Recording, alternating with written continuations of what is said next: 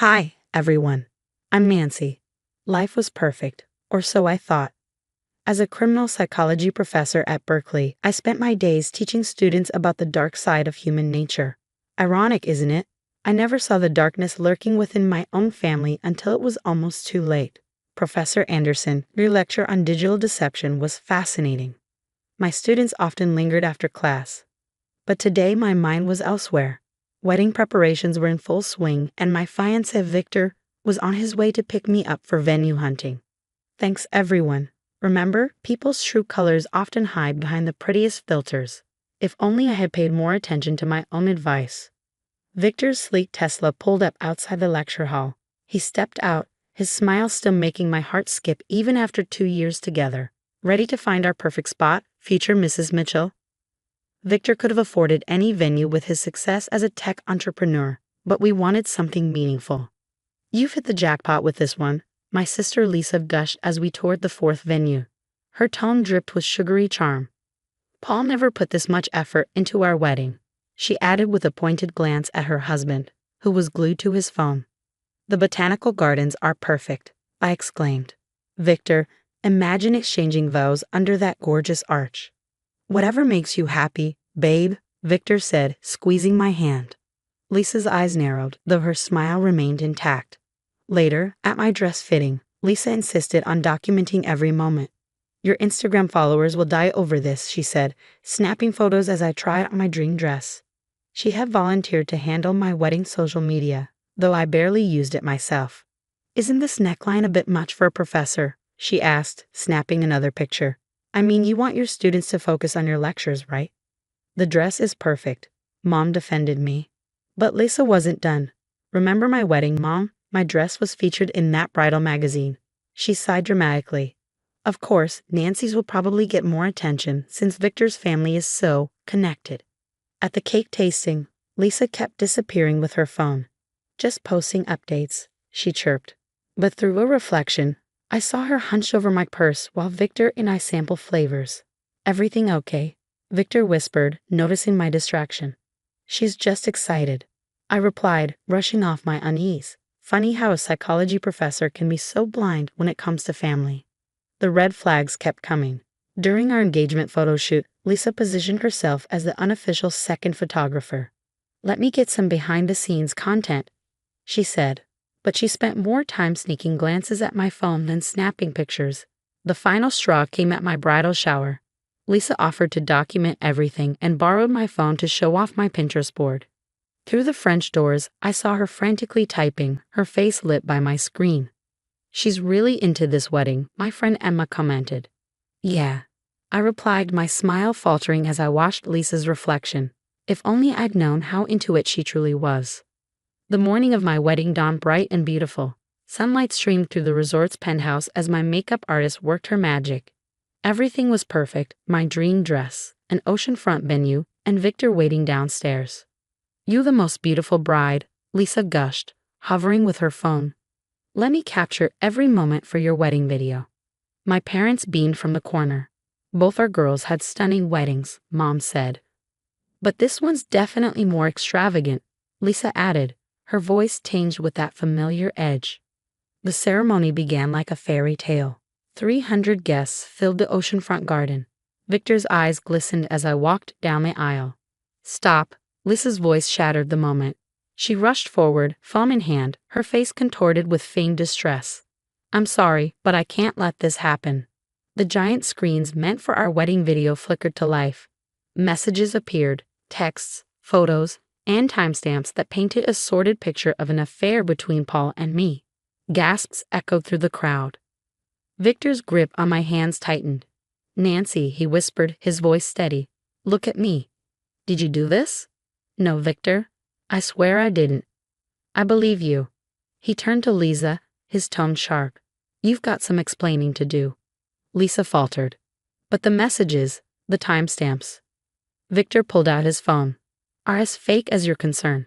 Nancy was in Denver giving a lecture the night of our engagement party. I was there. Want to keep going.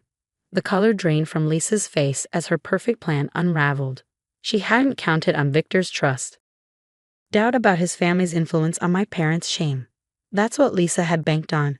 Instead, she'd given me the greatest wedding gift imaginable. Proof that I was marrying a man who trusted me, knew me, and would stand by my side against anyone, even my own sister. 2 days after my ruined wedding, I sat in Victor's high-tech office, Lisa's laptop in front of me. I had taken it from my parents' house, and now I was about to put my forensics expertise to its most personal use yet. Your sister made one crucial mistake, Victor said, connecting specialized equipment to the laptop. She tried to frame a professor who teaches digital deception. His tech team was already on the case. Within hours, we had our first breakthrough. Look at this, Victor said, leaning closer as data filled the screen. Message Master Pro, premium version. 3 separate purchases, all tied to Lisa's credit card. The first purchase was 8 days after she volunteered to handle your wedding social media. Victor said. She was already plotting. Further digging into the laptop revealed even more damning evidence. Hundreds of practice attempts at fabricating messages, timestamps, and location data. Screenshots painstakingly edited to perfection. She didn't even bother hiding this, I muttered, scrolling through file after file. She never expected us to look, Victor replied grimly. She thought her wedding performance would leave everyone too shocked to question the evidence. The office door burst open. Paul stormed in, waving his phone. I got proof, he said, setting it on the desk. Photos from the Tokyo conference, time-stamped hotel receipts, passport stamps, everything showing I was halfway across the world during those supposed meetings with Nancy. And I was in Denver giving lectures, I added, pulling up videos. Victor attended 3 of them, and we've got dozens of witnesses. My phone buzzed. Marcus, the resort's head of security, had something. Minutes later, we were in the control room, watching security footage. Look at this, Marcus said, pulling up videos from multiple nights.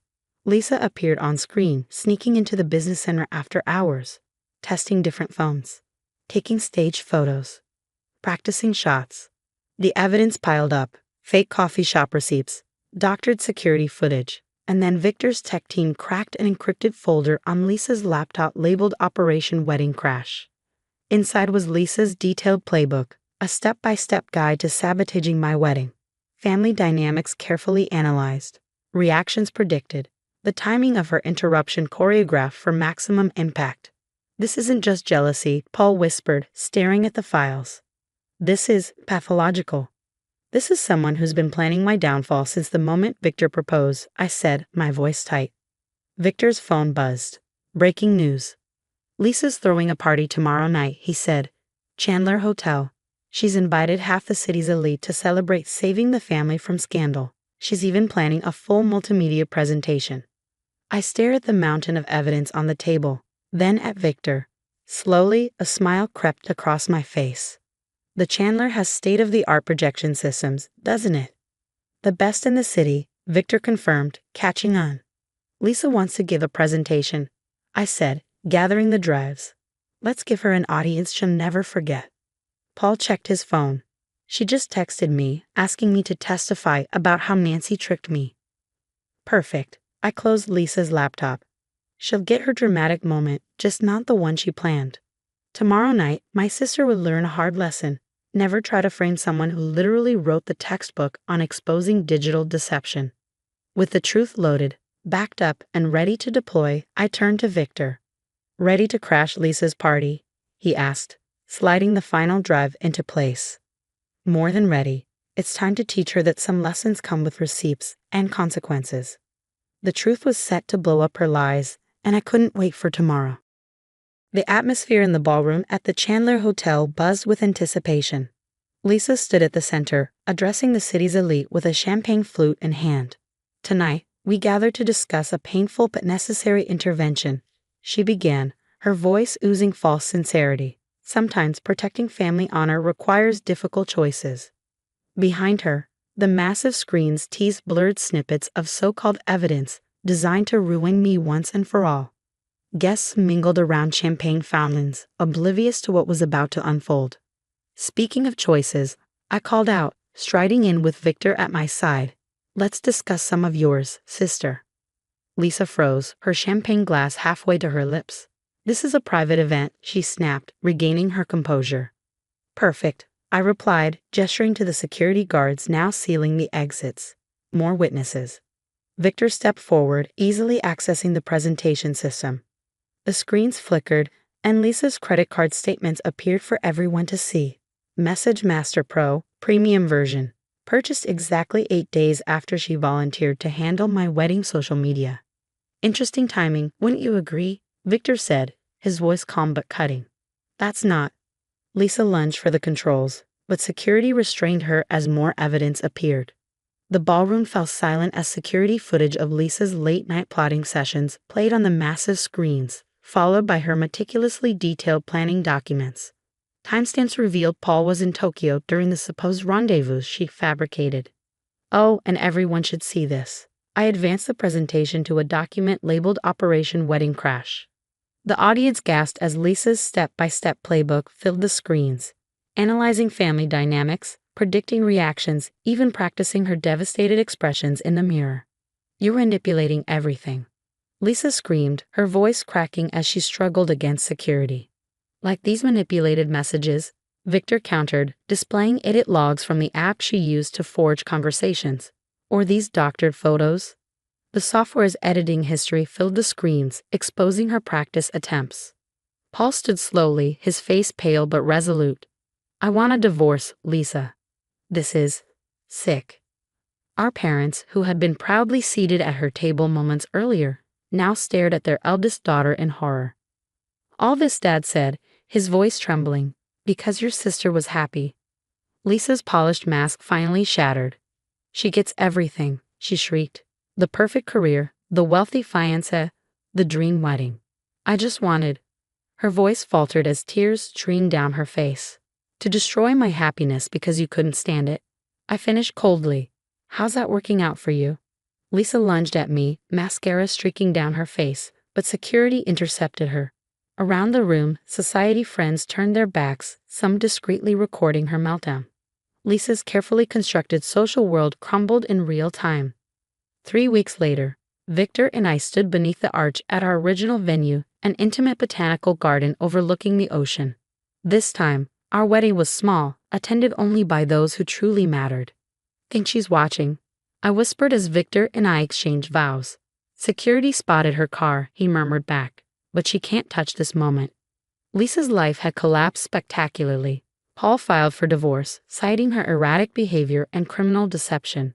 Our parents cut all ties, and her once enviable social circle abandoned her. The last I heard, she left town, disgraced and alone. During our first dance, I caught a glimpse of her through the garden gates. This time, her mascara was intact, but her eyes were hollow. Our gazes locked briefly before security escorted her away for good. Victor dipped me dramatically, and I smiled up at him. "Ready to start our real adventure, Professor?" "Already living it," he replied, his eyes warm. Sometimes the sweetest revenge isn't just exposing lies, it's thriving despite them. As I danced in the arms of a man who believed in me when even my own family didn't, I knew I had won. Karma had come with receipts, security footage, and one excellent forensics expert. What would you do if your sibling plotted to destroy your happiness? Would you expose them publicly like I did, or handle it privately? Could you ever forgive them? Let's talk about family betrayal. Where do you draw the line between forgiveness and self-respect? Share your thoughts below.